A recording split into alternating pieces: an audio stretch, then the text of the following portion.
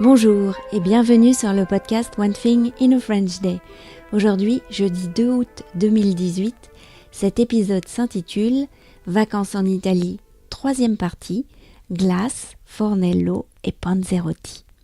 Je m'appelle Laetitia, je suis française, j'habite près de Paris et je vous raconte au travers de ce podcast un petit bout de ma journée. Enfin, cette semaine, je vous raconte nos vacances dans les Pouilles en Italie. Vacances en Italie, troisième partie, glace, fornello et panzerotti. En Italie, sa famille appelle Pietro Piero, c'est son petit nom à lui.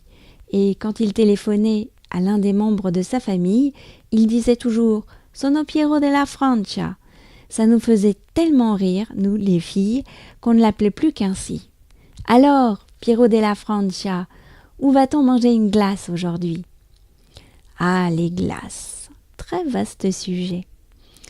Nous en avons mangé presque tous les jours. Le lieu, la personne qui nous sert, l'ambiance du moment sont aussi importants, je trouve, pour apprécier une bonne chose. Alors, les glaces que j'ai préférées ont été celles de Conversano, prises dans un café tout droit sorti d'une autre époque, où le serveur en gilet, derrière le comptoir, était d'une gentillesse incroyable.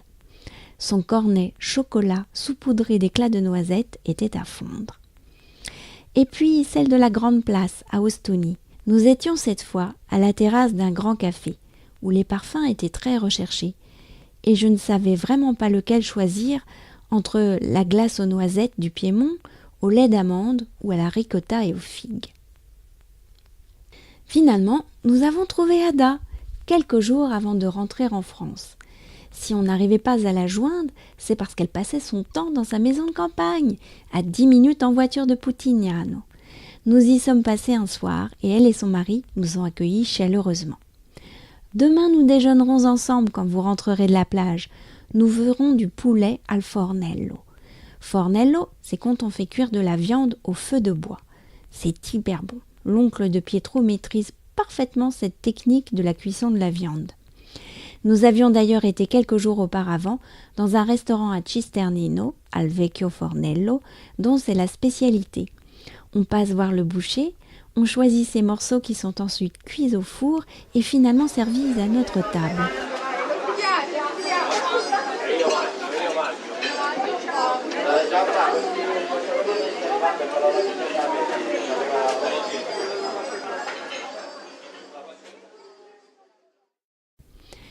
Le déjeuner chez Ada et Cosimo a vraiment été un moment sympathique.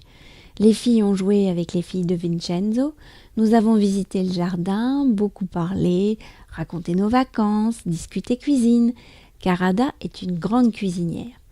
Michaela a passé une nuit chez elle, elle était super heureuse. Mercredi soir, nous avons pris l'apéro avec Daniel dans le jardin, au milieu des oliviers. Nous discutions de choses et d'autres autour de panzerotti encore chauds, achetés dans une boulangerie, et d'une bière.